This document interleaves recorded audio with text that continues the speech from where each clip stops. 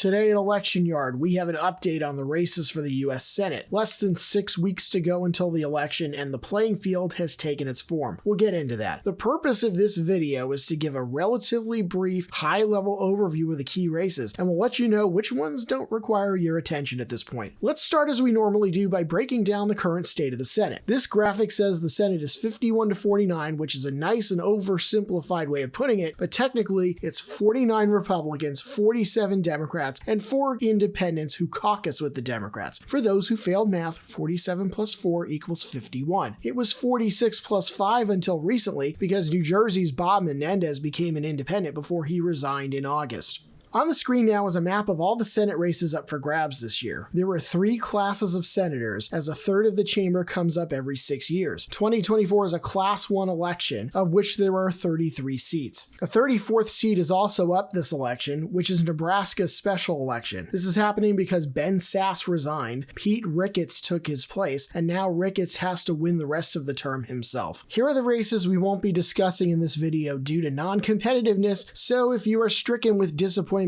you can certainly stop watching, but my fragile ego would prefer that you don't. Anyway, here they are. The only note we'll make on West Virginia is that it is a virtual lock to flip from Democratic/Independent to Republican, but the race is not competitive. This leaves us 11 races, which intrigue us in some way. Arizona is Independent Kyrsten Sinema's seat, but she's on her way out. Ruben Gallego is the Democrat, Kari Lake is the Republican. Lake ran for governor in 2022 and lost an excruciating race that she insisted she won well after the election was over. Meanwhile, had Sinema remained a Democrat and run for re-election, very doubtful she'd have escaped a primary with Gallego, as many Arizona Democrats came to dislike her. Current polling suggests Gallego is ahead, and a handful of them say he might be well ahead. For now, we have this as lean Democratic, which we just moved from tilt Democratic. Just a note, these ratings are as of late September, so feel free to visit electionyard.com for the latest Senate ratings. Next is Florida, and the Democrats don't have a lot of seats they're reaching for on this map, but this is one of them. Rick Scott, the senator and a former governor, is running for a second term. It was assumed for the most part earlier in the campaign that he'd win this race easily, but there are reasons I'm not so sure of that. First, he's never won a general election by more than 1.5 points, and 2, he's got low favorability ratings. For example, a Suffolk USA Today poll from August had it at about 35%. With that said, we have this as lean Republican in September. There are other prognosticators with him at likely or even safe, but I just don't see the justification for that at all, and this is considering the Democrats aren't even trying that hard here. Debbie Mucarsel-Powell is generally polling within 5 points or less of him, and he's well under 50% in many of those polls, so that's not a safe seat to me. It's not a red alert for the GOP yet, but I don't think this is a slam dunk either. Far from it.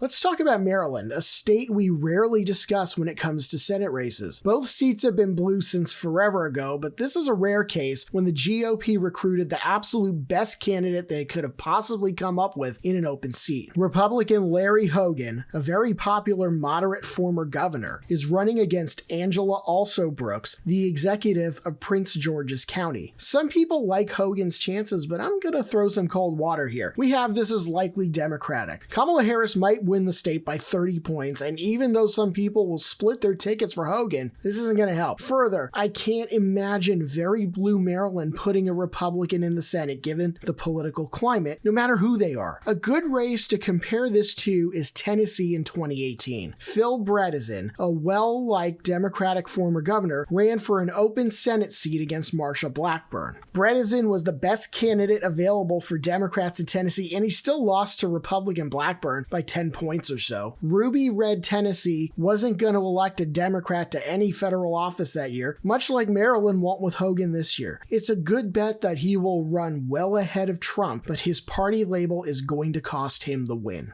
On to Michigan and Debbie Stabenow retiring after 4 terms in the Senate. We have this as tilt Democratic for now, and not because Michigan hasn't elected a Republican senator in 30 years, or because we think Michigan is going to go for a guaranteed blue sweep this year, but simply put, there hasn't been any reason to think that Republican Mike Rogers is ahead of Democrat Alyssa Slotkin. Slotkin is ahead in every poll by varying margins, such to the point that whatever undecideds there are would have to break so heavily for Rogers that it just wouldn't make sense to assume he's winning. Do I think Slotkin will run ahead of Kamala Harris in Michigan? It's definitely possible, as the presidential race seems a little closer than the Senate race. If Harris wins Michigan, Slotkin is probably winning too. Montana, we have just moved to tilt Republican. We're not throwing dirt on Jon Tester fully just yet, but it looks like this one is starting to get away from him. Now for the cautions. Several of the more recent polls in this race are Republican affiliated, and part of the problem we saw in 2022 was a lot of GOP pollsters, quote, flooding the zone with favorable polls to make races look a certain way, and then everyone was stunned that races didn't turn out like that. Public polling has hit this race, and it makes it look like Tim Sheehy might be up a few. I think this is still destined to be close. I also wouldn't completely count Tester out. He's a well-known public figure in the state who has spent tens of millions in this race. Tester is probably only 2 or 3 good polls from this race being a toss-up again. Democrats would be ecstatic to pull this one out, but let's acknowledge they are behind here. I want to talk about the Nebraska regular Senate race with Republican Deb Fischer running for a 3rd term, and by the way, she broke a term limits pledge. I don't know what to make of this race yet. As a reflex, we put it as safe GOP, but there's something going on here, so we moved it to likely. No Democrat is running, they'd lose anyway, but an independent and a union leader, Dan Osborne, is. He turned down the Democrats' endorsement, which was probably a good move on his part. Here's the thing, Survey USA and YouGov both polled here, and Osborne is neck and neck with Fischer, but nobody's talking about this race. Hell, we still have it as likely, but I'm not sure this will be the case a lot longer, especially if another pollster comes in and confirms this is a race. Maybe you're thinking of the 2014 Kansas Senate race between Republican Pat Roberts and independent Greg Orman, where the Democrats backed Orman but didn't knock Roberts off. Orman wasn't polling too unlike Osborne now, but undecideds broke for Roberts and the challenge to him never fully materialized. However, it looks like this one in Nebraska is going to be a lot closer than they usually are these days. The Nevada Senate race is interesting, but only in that Nevada is considered a swing state, and the election will probably be close regardless. With that said, Democrat Jackie Rosen is favored to win re-election, and we have her race as lean Democratic. Rosen is running for a 2nd term, and she will probably get it, regardless of how things go up the ballot. The GOP is running Sam Brown, an Army veteran who doesn't have that high of a profile in the race aside from having run in the Senate primary 2 years ago. More high-profile GOP candidates like former Governor Brian Sandoval or Adam Laxalt, who barely lost to Catherine Cortez Masto, took a pass on this race. Rosen has outraised Brown several times over, and I would expect her to hang on here. Ohio is the only toss-up we have left on the board. Democrat Sherrod Brown is running for a 4th term, and he might get it. Brown's popularity seems to transcend the political bent of the state, which is getting further and further to the right. So does Jon Tester's, for what it's worth, but Montana is redder than Ohio. Brown is better positioned to weather this election cycle than Tester, even though both are in for a close one. It's going to come down to undecideds to determine if Brown or Republican Bernie Moreno wins this seat. If you made me pick today who wins, I'd probably pick Brown, but we're not there yet. Brown has raised almost a literal metric ton of cash, and I'm picturing Scrooge McDuck swimming around in piles of money when I think of this. That's what this Senate race is, but all fundraising aside, I don't think this is a lost cause for the Democrats at all, and I think their odds of holding this one are better than Montana. Pennsylvania wasn't a toss-up 6 years ago when Bob Casey ran, and it's not a toss-up in 2024, but it does lean Democratic. Casey comes from a political family tradition in Pennsylvania, so people know who he is, and that's going to help him against Republican David McCormick. Some felt McCormick as the nominee against John Fetterman in 2022 would have seen things go a little differently, but now is McCormick's chance. Casey will be a tough one to dislodge, however, even if Trump squeaks out a win in PA. Again, I do not think this is a toss-up. Casey is probably running ahead of Kamala Harris, and even though we do have that particular race as a toss-up, I'm becoming more comfortable with the idea that she will win Pennsylvania as well. I think McCormick only wins if Trump not only wins the state, but does unusually well well, and the coattails sweep him in. He's a little too far behind in the polls at the moment, and the undecideds would have to break very hard in his direction. Let's talk Texas, the Lone Star State, where Republican Ted Cruz is trying to win a third term. Cruz is a lot of things to a lot of people in the Texas electorate, but popular is not one of them. Nevertheless, we have this state as lean Republican for now, as it's been a GOP fortress for the last 25 years or so. And even though they're not winning 70 to 30 landslides like in Wyoming or something, they've got a high batting average in terms of wins and losses. Democratic Congressman Colin Allred is running against him, and polls suggest this could be a sleeper race. I wouldn't bet the proverbial farm on Cruz losing, but prepare to be disappointed if you think he's winning by double digits. Most polling since the summer has this race in the single digits, within 5 points or so. Cruz would take a 5-point win since he won by 3 last time. It's a presidential year, and Trump is probably winning the state, though again, we're not talking huge margins anymore. Allred winning would be an astonishing development, but while it's not completely outside the realm of possibility, we still see Cruz as favored. Finally, let's talk about Wisconsin. Here's another blue wall state, which will decide the presidency, that's also having a Senate race this year. Incumbent Democrat Tammy Baldwin is seeking a third term against GOP businessman Eric Hovde. Some polls have been on the closer side, but Baldwin hasn't trailed in a single one since the spring, and there have been many. In a fair number of them, she's at or over 50%, which when you factor in that there are some undecideds, polling at 50% or more is pretty momentous. We only have this as lean Democratic for now, since Wisconsin is a contested state at every level. But, like Bob Casey in Pennsylvania, maybe even a bit more so, I'm fairly bullish on Baldwin's chances of getting reelected. That was a look at the Senate, and you can see all our 2024 election predictions at electionyard.com.